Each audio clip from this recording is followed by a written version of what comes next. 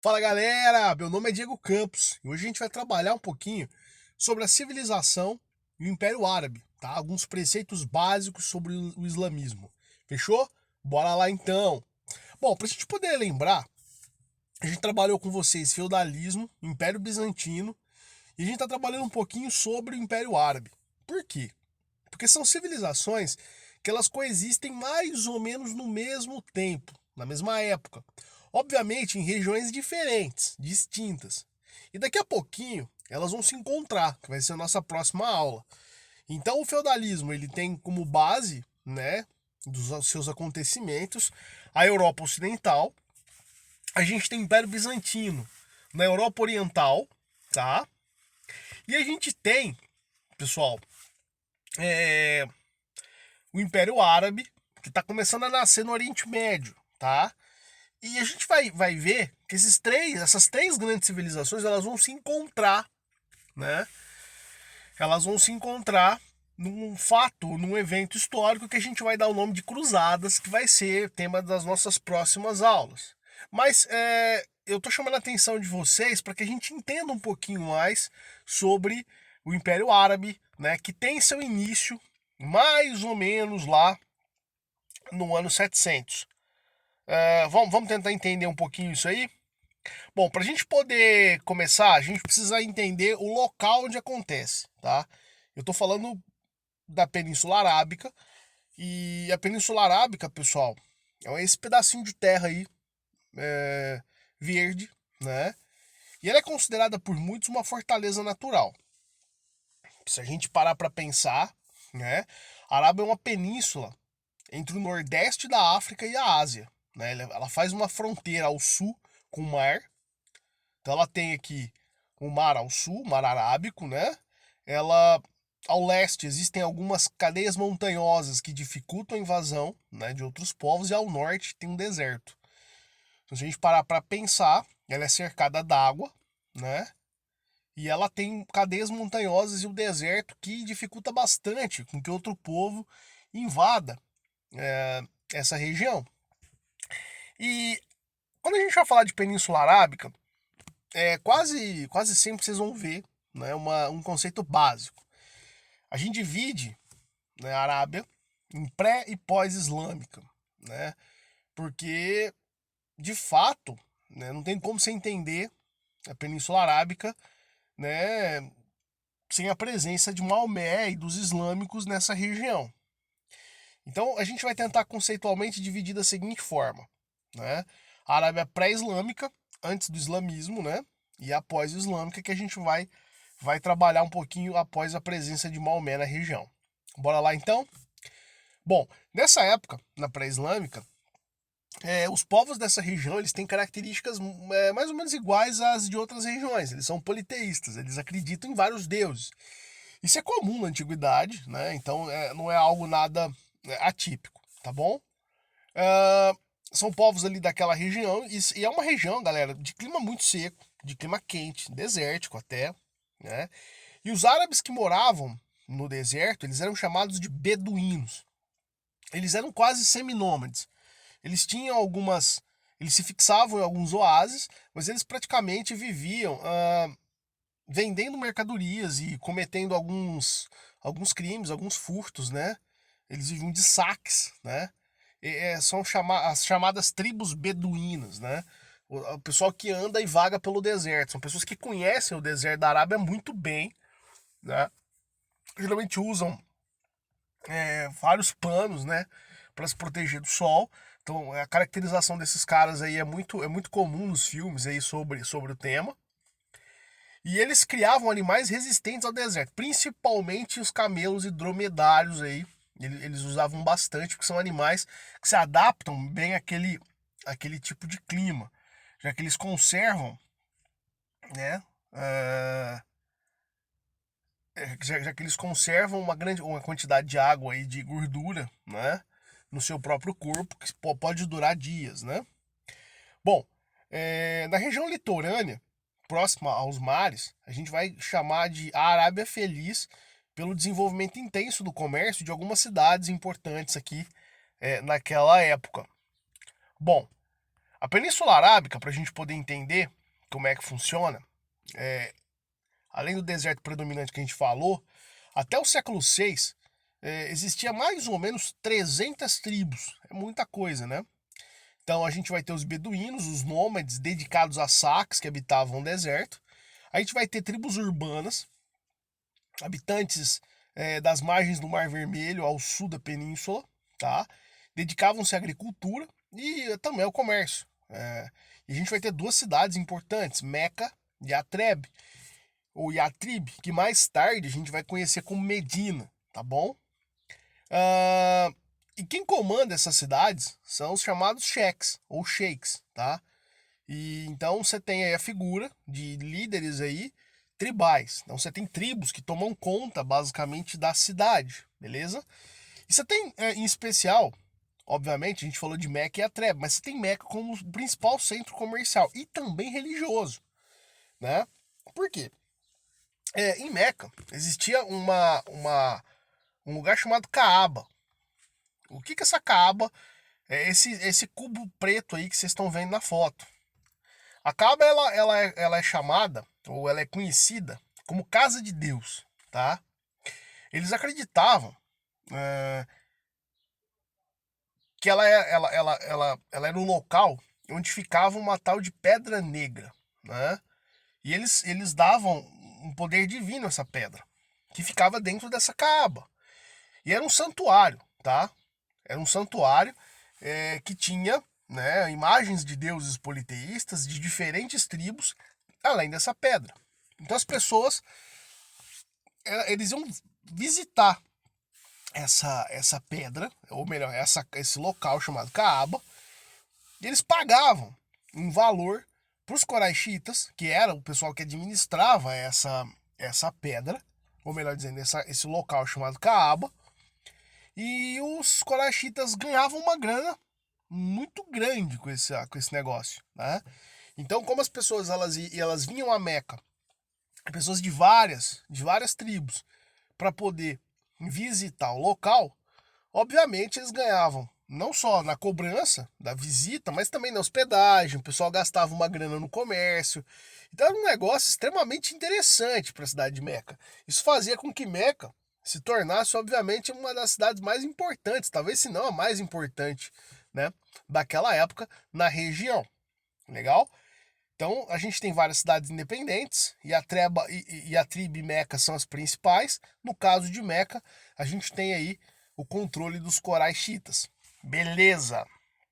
Mas, pessoal, alguma coisa vai mudar, principalmente, né, com o surgimento desse cara chamado Maomé, tá? Quem que é Maomé? Maomé nasceu órfão, né, dia 29 de agosto do ano de 1570. O pai dele vai morrer um pouco antes do nascimento dele, né? Com a idade de 6 anos, Maomé perdeu a mãe, a Mina. Mas apesar disso, ele desfrutou de uma infância de certa forma alegre. O seu tio criou no ambiente dos beduínos. Ele se torna um caravaneiro junto com o seu tio. E ele começa a viajar para vários lugares, né? Realizando comércio nessas caravanas. Ele conhece diversos povos, ele visita lugares diferentes, né? Isso é interessante. E a formação do Maomé, ela se dá muito por conta, né, dessa mistura cultural na qual ele tem contato na sua infância e na sua adolescência.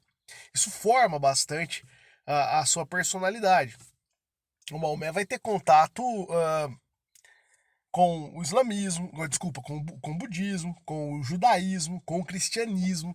E ele tinha como predileção discutir religião, discutir novas culturas ou culturas diferentes da dele com as pessoas.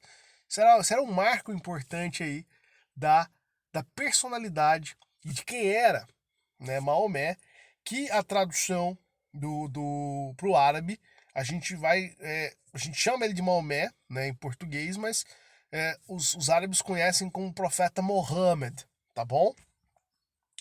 Bom, e o Maomé, galera, ele nasce em Meca e ele vai conhecer uma moça, uma viúva, na verdade, que vai mudar um pouco a vida dele. Khadija.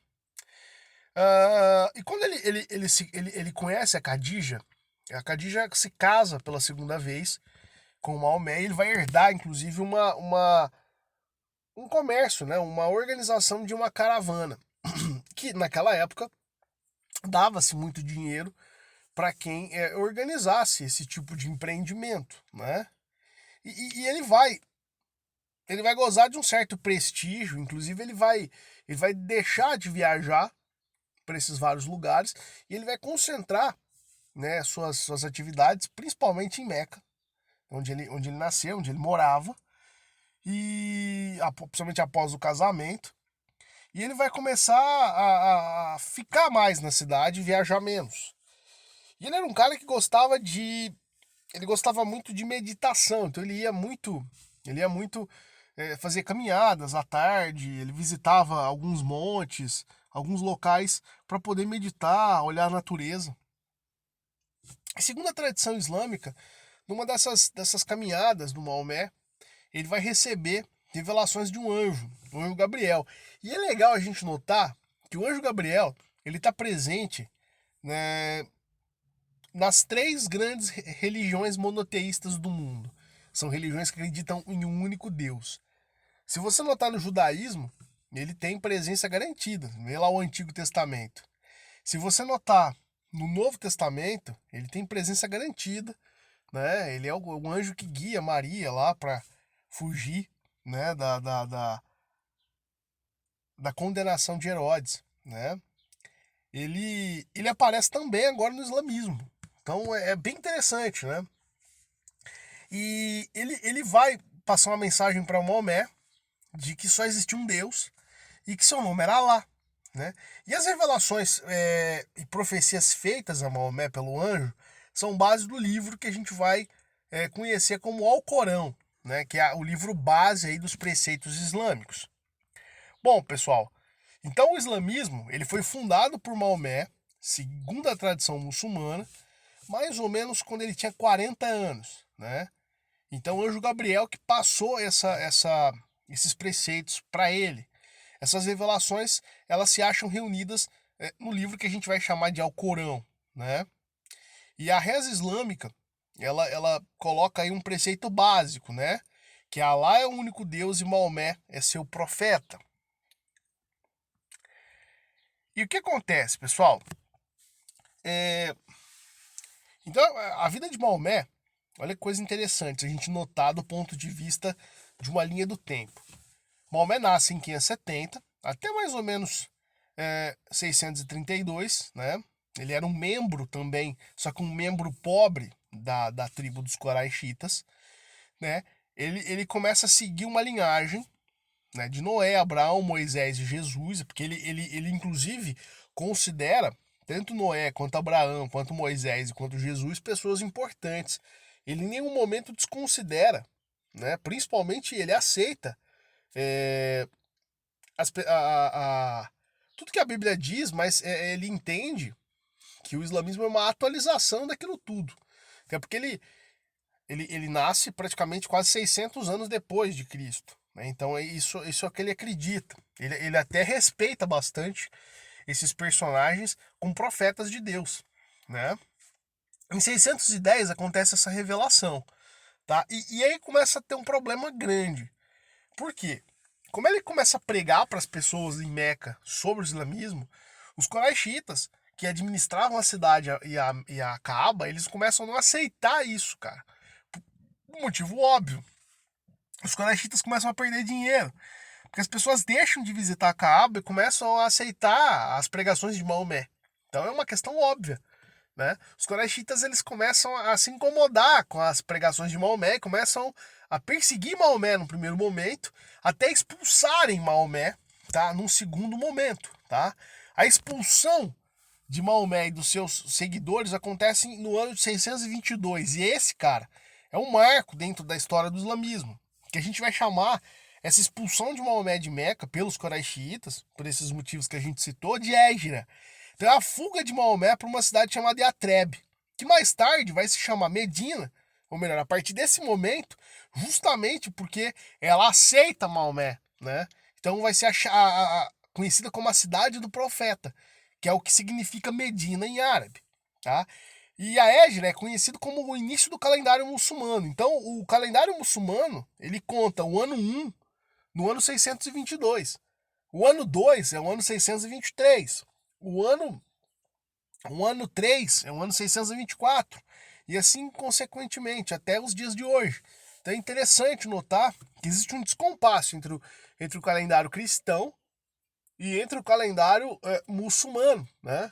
Se o calendário cristão ele é dividido em antes e depois de Cristo, obviamente o muçulmano tem como base aí a Hégira, que é a fuga de Maomé lá de Meca. Tranquilo? Bom, a população de Medina é a primeira população a ser convertida, né? E eles voltam para poder tomar Meca, né? Esse retorno de Maomé e dessas populações convertidas a Meca, né? Ela vai acontecer no ano 630, com um exército de populações convertidas, né?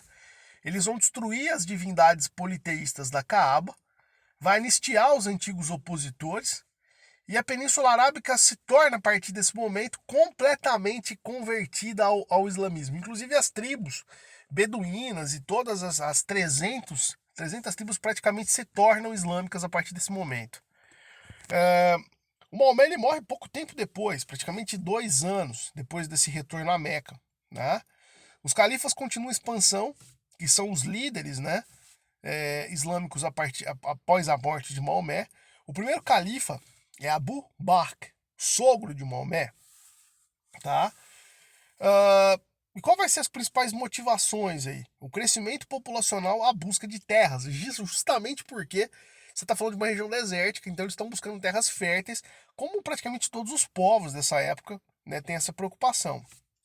Existe uma justificativa que a gente vai chamar de jihad, né, que ela é usada como forma de levar a fé islâmica para outros lugares, tá? E essa a gente vai ver mais tarde, né, que as conquistas islâmicas ou árabes, vamos assim dizer, elas tomam conta de um vasto território, do norte da África, a Península Ibérica, ao Império Persa, até praticamente o Império Bizantino, né? Então vai ser um império enorme, comparável inclusive ao Império Romano, né, em extensão.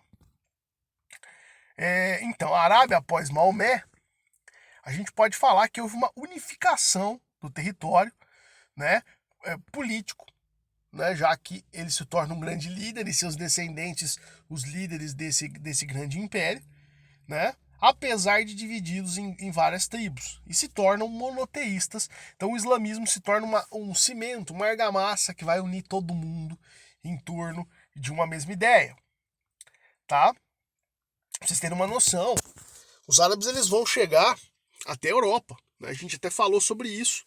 Eles vão chegar até a Espanha, né? Foi o ponto máximo da expansão árabe.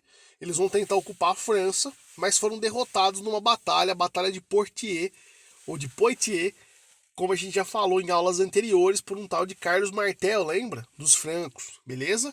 E eles vão formar ali na região da Espanha um califado, chamado Califado de Córdoba. E é legal que até hoje a Espanha ela vai ter uma grande interferência da cultura árabe nos seus... na sua cultura, na cultura espanhola, né? A paella, a gente vai ver as danças, aí a castanhola, que é típico com uma dança da Espanha, que tem uma influência árabe muito grande, né? As cores mais apimentadas, como o vermelho. Então, é bem interessante. Inclusive, vai ter uma experiência bem legal aí na cultura espanhola, essa influência, né, árabe lá. Então a gente nota nessa imagem, né, o tamanho do Império Árabe, né, quase ali entrando na Índia, toda a Ásia, a Oriente Médio, o norte da África, até a Espanha. É um império realmente considerável, o Império Árabe. Bom, e a gente precisa entender um pouquinho melhor sobre o islamismo, né? Quais são as obrigações religiosas dos muçulmanos? São 5, tá? Crer em Alá, eles rezam 5 vezes ao dia em direção a Meca, que é a capital aí espiritual do islamismo, né? É, eles entendem que dar esmola é uma obrigação, somente aos mais pobres.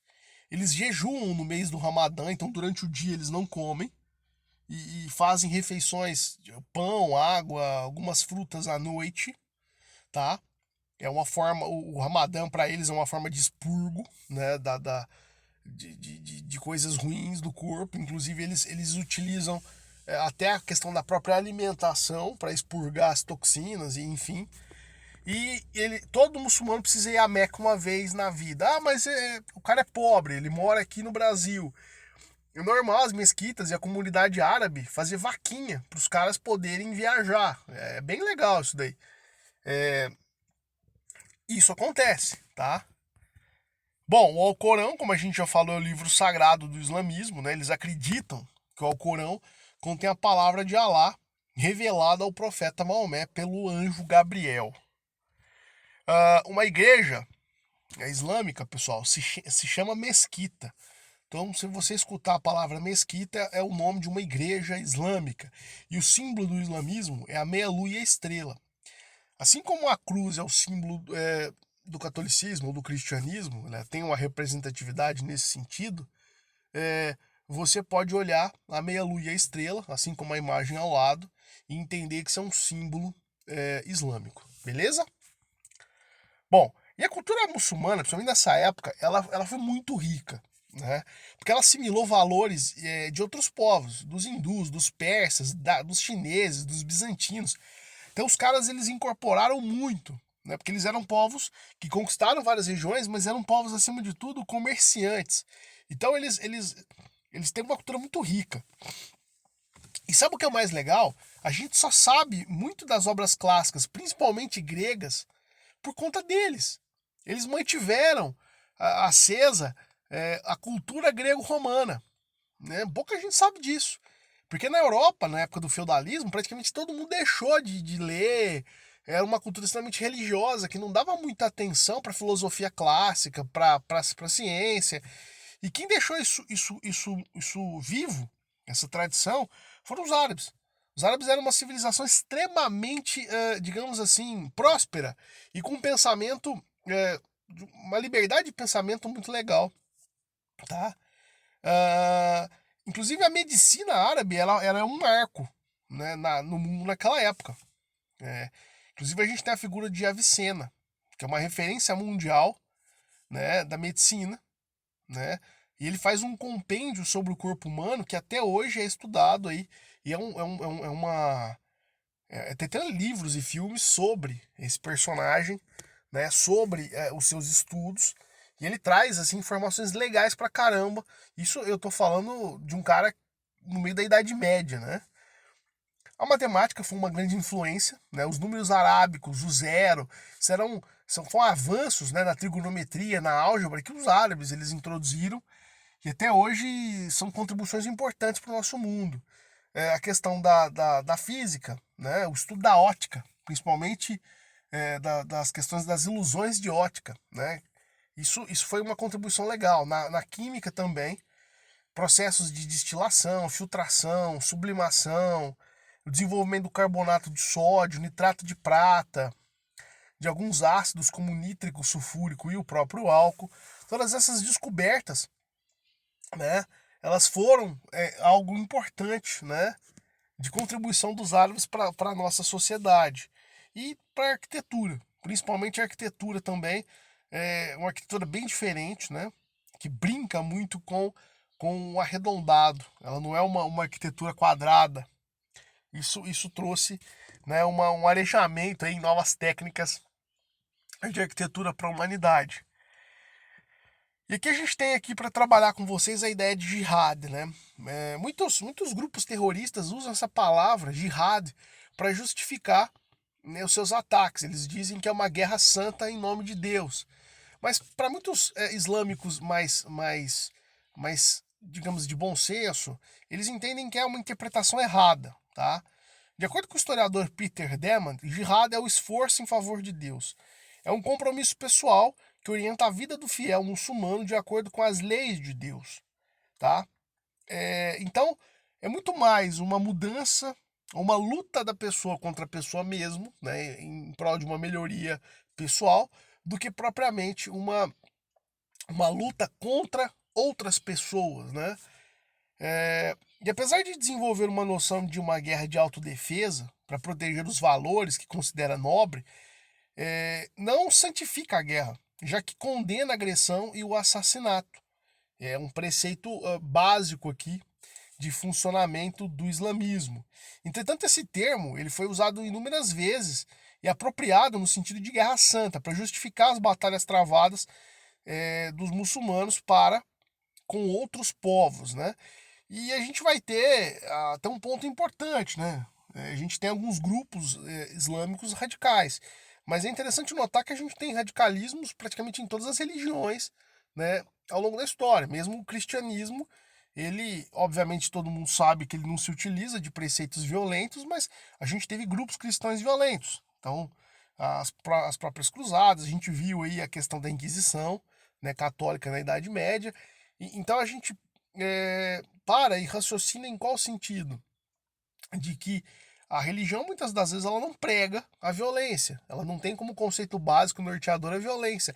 Mas alguns grupos mais radicais se utilizam de interpretações erradas sobre a religião para poder fazer valer seus interesses, muitas vezes interesses escusos. Esse é o caso aí que a gente tá tentando mostrar para vocês, beleza?